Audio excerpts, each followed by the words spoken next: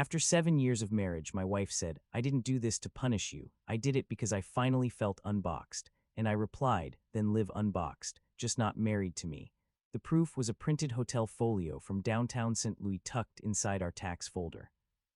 Hey friends, please like this video and leave a comment with your impressions. This will be a great help. Thank you. We never tire of reminding you, it's all thanks to you. 3 months earlier, our life looked boring in the best way. We lived in a brick two-story in the Tower Grove area, with a narrow porch and a maple tree that dropped leaves like it had a grudge. The kitchen table always had two things on it, a bowl of clementines, and whatever project we were pretending not to be stressed about. At the time, it was a move, not a dramatic move across the country, just a bigger place in the suburbs with a yard that didn't slope like a ski hill. We were under contract, closing in 14 weeks. The inspection was done. The appraisal was scheduled. A moving company deposit was already paid. A pod reservation sat on the fridge under a magnet shaped like a little cardinal. Brooke and I had been married 7 years. No kids yet, partly by choice, partly because life kept handing us reasons to wait. She worked as a patient advocate at a hospital system, the kind of job that sounds simple until you learn how many people cry in her office on a normal day. I was a project estimator for a commercial HVAC company. My world was bids, timelines, and paperwork. Her world was emotions, emergencies, and people needing someone to translate fear into steps. It worked mostly because we didn't try to be each other. I was steady. She was warm. We made it feel like a partnership. That's why the first crack felt so strange. It wasn't a screaming fight. It wasn't a suspicious lipstick stain. It was something small and dumb. I couldn't find last year's tax documents. Here's the detail that mattered. We kept all our important papers in a plain gray file box in the hall closet. Insurance, mortgage pre-approval, car titles, tax returns, boring adult stuff. I went looking for a W-2 because our lender needed one more copy for the new house, and I dumped the file box onto the kitchen table like I always did. Folders, envelopes, a couple of old receipts, the usual. Then I saw it, a crisp, printed folio, folded in half like someone had been trying to hide it in plain sight. The header read, "The Westbridge Hotel, St. Louis, M.O." I assumed it was for a work conference, something Brooke's hospital might have booked, but the name on the receipt wasn't her workplace. It was her, and it wasn't just her. Guest Brooke Halstead, and below it, additional guest, Shane Mercer. I didn't know a Shane Mercer. I didn't know why my wife had a downtown hotel folio with another man's name on it, and I didn't know why it was in the same box as our tax returns like it belonged there. I sat down, not dramatically, just because my legs did that thing where they decide to stop cooperating for a second. There were charges itemized: 2 nights, room service, parking, a bottle of wine. The dates were 3 weeks earlier, a weekend she'd told me she was working extra shifts. I didn't run upstairs to confront her with it waving in my hand. I didn't call a friend. I didn't throw anything. I stared at that piece of paper until it stopped feeling like a misprint and started feeling like my life. Then I heard the front door open. Brooke walked in carrying a tote bag and her hospital badge still clipped to her pocket. She looked tired. She looked normal. She kissed my cheek and said, "Hey, you're home early." My voice came out level because I forced it to. "I'm organizing lender paperwork." She nodded and started taking off her shoes. Fun. I held up the hotel folio with 2 fingers. "Can you tell me what this is?" She froze mid-step. Her eyes went to the paper, and I watched the exact moment her face decided it wasn't going to pretend anymore. The tired look disappeared. Her mouth opened as if she might try a quick lie, but no sound came out. That's when I knew if it were innocent, she'd be confused. She wasn't confused. She was caught. "It's not," she started. I waited, not because I was being generous, because silence forces people to pick a lane. Brooke set her tote bag down slowly like the floor might crack if she moved too fast. "Where did you find that?" "In the tax folder," I said. She pressed her lips together. "I wasn't ready for you to see it like that." "Okay," I replied. "What am I looking at?" Her eyes got shiny. She didn't cry right away. She just looked at me like I was a problem she couldn't solve with a comforting sentence. "It happened," she said softly. "What happened?" I asked. She swallowed. "I've been seeing someone." The words landed and everything in my head went quiet, like a building's power shutting off. No dramatic inner monologue, just a single thought: this is real. I nodded once, Shane. She flinched at his name on my tongue. Yes. How long? I asked. Since spring, she said, and her voice cracked at the end. Spring, while we were planning this move, while we were touring neighborhoods, while she was texting me paint color ideas from her break room. Then she tried to minimize it, the way people do when they want to control the damage. It didn't start like an affair, she said quickly. It started like talking. I was overwhelmed. You know how my job is, he listened. I kept my face still, and you booked a hotel. She shook her head. I didn't book, he did. I went. I didn't argue about which hand lit the match, so why is it in our file box? Her eyes darted away. I panicked. I didn't know where to put it. That small sentence, I didn't know where to put it, hit me harder than I expected, because it meant she'd been living two lives and the only thing she couldn't manage was the paperwork. Then she said the line that made something in me harden in a calm way. I know this sounds awful, she whispered, but with him I feel like I'm not just a role. I'm not wife or fixer or the responsible one. I feel opened up, like I remember what it's like to be wanted without needing to be useful. There it was, not an apology, a justification dressed as self-discovery. I didn't take it personally like a teenager would. I didn't argue that I wanted her. I didn't list all the ways I'd supported her. I could have, but it wouldn't matter. She'd already decided the story. I was stability, he was oxygen. I asked one more question because it mattered for my next steps. Does he have a spouse? She hesitated. He's separated. I held her gaze. Separated means married. Her shoulders sagged. He said they're basically done. I nodded slowly. Okay. Brooke's voice rose, shaky. Don't look at me like that. I didn't plan this. I didn't set out to do this to you. My reply came out clean, the way it did in my head. Intent doesn't change impact. She started to cry then, real tears. I'm sorry. I believed she was sorry. People can be sorry and still be unsafe to build with. Both can be true. Then she waited for my reaction like she needed my emotion to tell her who she was in the story. I gave her one line, calm and final. You don't get to keep the marriage while you chase a new version of yourself. She blinked like she'd been slapped, but I hadn't raised a hand or even my voice. I'd just closed a door. What does that mean? She asked. It means we're separating, I said, starting now. Her eyes went wide. Daniel, please. I held up a hand, not angry, just firm. Tonight you can sleep in the guest room. Tomorrow we talk logistics. I'm not debating the relationship. She stared at me like that was cruelty. I didn't feel cruel, I felt clear.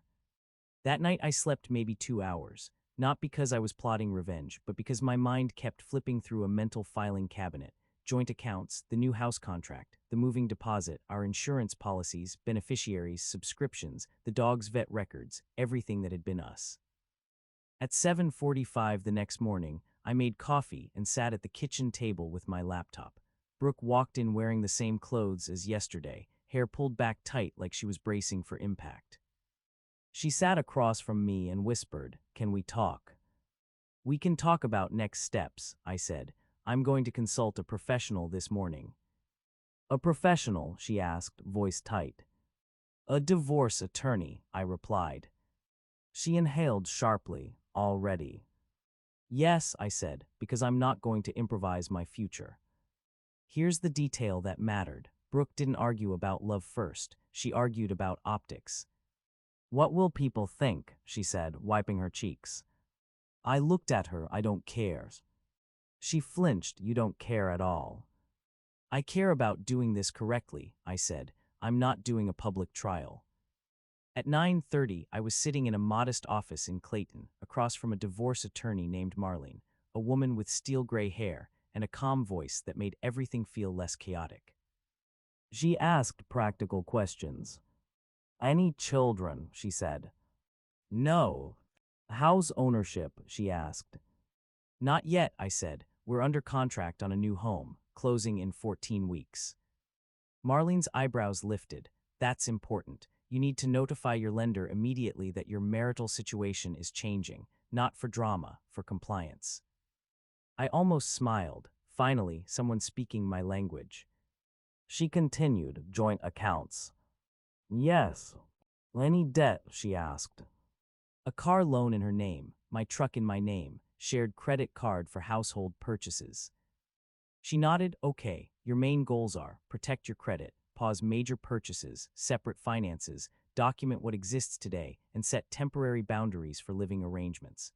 Missouri allows legal separation or dissolution, but your timeline may depend on whether you two can agree on division of assets and the house contract. Then she said something that became my anchor. The cleanest divorce is the one where you stop trying to get an emotional verdict and focus on practical outcomes. I left her office with a checklist: freeze joint credit, open separate accounts, change direct deposits, inventory property, notify the lender, decide whether to cancel the home purchase, and set communication boundaries. When I got home, Brooke was in the living room, hunched on the couch with a blanket even though it wasn't cold. She looked up like a child waiting for punishment. I sat in the armchair across from her, keeping space between us on purpose. I talked to an attorney, I said. Here's what happens. She whispered, please don't do this. I didn't argue. I slid a paper across the coffee table with bullet points on it, then realized I'd written bullet points and pushed it back, annoyed at myself for turning my life into a list. So I spoke instead. We pause the home purchase today, I said. We tell the lender. We ask the builder for our deposit terms. We separate our finances. You move out within 2 weeks, or I do, depending on what we agree is simplest. And from now on, communication is written unless it's an emergency. Her face tightened. 2 weeks. Yes, I said, this isn't a punishment, it's a boundary. She shook her head, tears spilling again. I can't just leave. You can, I replied. You have your sister in Belleville, you have friends, you have options. We're not doing months of limbo. She wiped her face hard. What about the new house? That's what I'm protecting, I said. We can't close on a house as a couple who doesn't exist. She looked at me like she couldn't believe I was choosing paperwork over romance. The truth was, romance was already gone. Paperwork was what remained. That afternoon, I did the first clean cut. I went to our bank, opened a new account in my name, and redirected my paycheck. I transferred my portion of the joint checking based on our normal split, leaving enough for the utilities and groceries already scheduled. I emailed Brooke a clear summary: amounts, dates, no blame language. She responded within minutes. You're treating me like a business partner. I replied, that's what we are now. Then I called our lender. I didn't tell a dramatic story. I said, my marital status is changing. We need to pause the loan process. The woman on the phone didn't gasp. She just said, understood. I'll note the file and send you an email confirmation. I saved it, receipt. Then I called the builder's office. We had a $9,800 earnest money deposit. The contract had a cancellation clause tied to financing and major life changes. I asked for the cancellation terms in writing. They emailed back within an hour. We'd lose an administrative fee, but most of the deposit could be refunded if we canceled before certain milestones. That email felt like a life raft. Here's where things got heavier, not emotionally, but logistically. We had a moving company deposit, $650, partially refundable if canceled within 30 days. We were within the window. I canceled and got $500 back. Loss, $150. We had utilities scheduled to transfer. I called and halted them. No fee, but I made sure to get confirmation emails. We had a storage pod reserved. I canceled. Small cancellation charge, another $40 gone. Then there was the anniversary trip we'd booked for late winter, a quiet week in Sedona. We had airfare credits and a non-refundable resort deposit. I canceled what I could. Some money came back, some didn't. I didn't dwell on it. I treated it like a project cost that came from bad weather. That's when the social pressure wave hit. Brooke's mom called me first, voice tight. Daniel, what is going on? I said calmly, Brooke and I are separating. Why? She demanded. I'm not discussing details, I replied. I'm handling it privately. Her tone sharpened. You owe us an explanation. No, I said, I don't. Then the text started. Friends from our church, her cousins, even a coworker of hers I barely knew. Please tell me this is a misunderstanding. You two are such a good couple. Marriage is work. Don't make a rash decision. I replied once to the group thread Brooke's sister started. This is a private matter. Please respect that we're handling it quietly. Then I muted it. Here's the detail that mattered. The more I refused to perform, the more people tried to make me. Like my calm was an insult to their need for drama. Brooke tried a different tactic on day 4. She cornered me in the kitchen while I was rinsing dishes. Are you really never going to fight for us? She asked. I kept my hands in the water, voice steady. I'm fighting for my peace. She scoffed through tears. So you're just going to throw me away? I turned the faucet off and faced her. I'm not throwing you away. I'm ending a marriage you already stepped out of. She shook her head. You don't understand what it felt like. With Shane, I felt like someone was seeing me, not managing me. I held her gaze. I'm not competing with a feeling. Then I said my boundary line again, a cleaner version that I could repeat without anger. I'm not staying married to someone who needs secrecy to feel free. She stared at me like she hated how calm that was. She moved out on day 11, not with a screaming fight, but with boxes and the quiet sound of tape ripping. Her sister came over and avoided my eyes. Brooke carried her own things without looking at the walls, like she didn't want to absorb the reality. Before she left, she stood in the doorway and said, I didn't think you'd really do it. I nodded once. I did. She whispered, I'm sorry. I believe you, I said. Drive safe. Then she left and the house felt like a shell, not empty exactly, just unclaimed. That's when I started the upgrade arc, and it wasn't a revenge montage. It was basic survival. I changed the locks with the landlord's permission because my name was on the lease and Brooke had moved out. I documented it, sent her the notice, and kept a copy. No surprises, written communication. I cleaned out the pantry, threw away old spices, and stopped buying the cereal she liked. I moved the couch away from the corner where we used to sit and watch shows we never finished. I took down the big framed wedding photo from her cousin's wedding that Brooke insisted would inspire us, and I replaced it with a simple print of Forest Park in winter. Here's the detail that mattered. Small changes stopped my brain from walking the same loops. I also got serious about my health again. I joined a gym near my office and went at 6 a.m. because the early crowd is quiet and nobody asks questions. I kept it simple. Treadmill, weights, stretch, shower, work. Routine is dignity when your life feels loose. At work, I asked for a new project route, not because I couldn't handle my old one, but because I wanted a clean mental boundary. My manager, a blunt guy named Rob, nodded and said, handled, don't bring this drama here, bring me numbers. It was the most comforting thing anyone said to me, numbers I could do. Then Brooke tried to return. It started with an email titled, Please.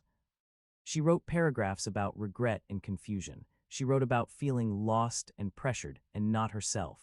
She wrote that she had ended things with Shane and that she wanted to try counseling. I replied with 3 sentences. I received your email. I'm proceeding with divorce. If you need anything related to documents or property, put it in writing. She responded within minutes. How can you be so cold? I stared at that question for a long time and then typed the truth. I'm not cold, I'm closed. The next attempt was a phone call late at night. I didn't answer. She left a voicemail with tears and the kind of words that sound sincere but don't change reality. I miss you, I miss us, I didn't mean it. I didn't respond. The third attempt was in person. She showed up on a Saturday morning with a small bag of things she claimed she forgot, and she stood on the porch like she was waiting for a movie scene. I just want to talk, she said. I stayed in the doorway, not letting her cross the threshold. Email. Her eyes flashed with frustration. You're acting like I'm dangerous. I'm acting like I'm done, I replied. She started crying. I didn't think one mistake would erase 7 years. I kept my voice low. It didn't erase 7 years. It ended the next 7. That was the closest thing to a sharp line I gave her, and it wasn't meant to cut. It was meant to clarify. Now here's where karma arrived, and it wasn't because I called anyone, exposed anyone, or pushed a button. It happened the way consequences usually happen, through other people's lives colliding. About 6 weeks after Brooke moved out, I got an email from a woman I didn't know. The subject line was plain. "You don't know me, but I believe we're connected." I almost deleted it, but the tone felt careful, not spammy. I opened it. She introduced herself as Leela Mercer, Shane's wife. She wrote, "I found hotel receipts and messages. I'm not asking for details. I'm notifying you because your wife was named in documents my attorney is filing. You may receive paperwork. I'm sorry." I didn't respond with a rant. I responded with professionalism. "Thank you for informing me. I'm already separated and represented. I wish you well." 2 days later, Brooke called me from a number I didn't recognize. I didn't answer. She sent an email that was one paragraph, and it told me everything. Shane lied he wasn't separated. Leela served him. She told everyone. She sent screenshots to his family, his church, his volunteer board. I'm being dragged into it. People are messaging me. I'm humiliated. I can't breathe. Here's the karmic event. The affair wasn't a secret romance. It was a double life, and when it collapsed, it exploded outward and burned everyone near it. Brooke didn't say, "I deserve it." She didn't say, "I understand." She just said she was humiliated, like humiliation was the worst part, not betrayal. I replied once, carefully. "I'm sorry you're dealing with public fallout. I'm not getting involved. Please direct any legal papers to my attorney." She emailed back, "Do you hate me?" I stared at it, then typed the truth again. "I don't hate you, I don't trust you. That's the difference between anger and boundaries." After that, her messages slowed down, not because she suddenly became respectful, but because she had a new storm to manage. Shane's wife had apparently sent an email to the volunteer organization they were both involved in, and Brooke's name was now attached to a scandal she couldn't cry her way out of. And I didn't feel victory, I felt confirmation. Because the kind of man who will lie about being separated will lie about everything, and the kind of relationship built on secrecy doesn't turn into a stable future. It turns into a mess that eventually shows up in daylight. By early spring, the divorce paperwork was moving in the slow, boring way legal things move. Temporary agreements, asset division, confirmation that we were canceling the home purchase, a few signatures, a few attorney emails. We didn't fight over furniture. We didn't fight over the dog because we didn't have one. We fought only over what mattered financially, and even that was mostly calm because I refused to turn it into a war. Then I took my reset chapter. Not as a celebration, not as a look at me now trip, a reset, a place where my brain could stop scanning every room for the past. I drove north to Door County, Wisconsin, for 4 days. I rented a small cabin near the water with a porch swing and a fireplace that smelled like old pine. I left my laptop in the car and brought a paperback novel like a man trying to remember what leisure felt like. On the second day, I took the ferry to Washington Island just because I'd never done it. The ferry was full of families and older couples in windbreakers. I stood at the rail with coffee and watched the shoreline drift away. An older man next to me nodded at the water and said, "First time." "Yeah," I answered. He smiled. "You look like someone who needed to be somewhere quiet." I didn't tell him my story. I didn't need to. I just said, I did. He stared out at the lake for a moment, then said, "Quiet is expensive. People give it away too easy." That sentence sat in my chest the rest of the day. When I got back to St. Louis, I didn't feel magically healed. I felt reset, like my nervous system had been reminded that the world is bigger than one betrayal. A month later, I ran into Brooke by accident at a UPS store. I was shipping paperwork to my attorney. She was there with a stack of envelopes and red eyes, like she'd been crying or sleeping badly or both. We stood in line 3 people apart. When she turned and saw me, her face did something complicated, hope, shame, regret, all mixed. I nodded once, polite, neutral. She swallowed and said softly, "Hi." "Hi," I replied. She looked like she wanted to say something big, an apology, a confession, a plea. Instead, she said, I'm trying to fix things." I didn't ask what she meant. I didn't ask about Shane. I didn't ask about the public fallout. I just said, "Okay." The clerk called my number. I walked up, paid, and left with my receipt. Outside, the air was warm and ordinary. I got in my truck, and what surprised me wasn't how calm I felt. It was how little I wanted to rewind anything. I didn't want revenge. I didn't want closure speeches. I just wanted my life to keep moving forward. Later, a mutual acquaintance mentioned Brooke had stepped down from a community board because of personal reasons and was looking for a new job away from the hospital. People talk. Scandals travel faster than truth. None of it was my business anymore. And that's where this ends.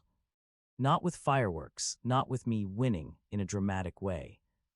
I won in the quiet way. I kept receipts, I protected my credit, I handled the house contract like an adult, I refused to perform for other people's curiosity, and I built a routine that didn't depend on someone else's honesty.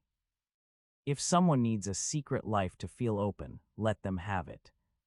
Just don't let them have you with it.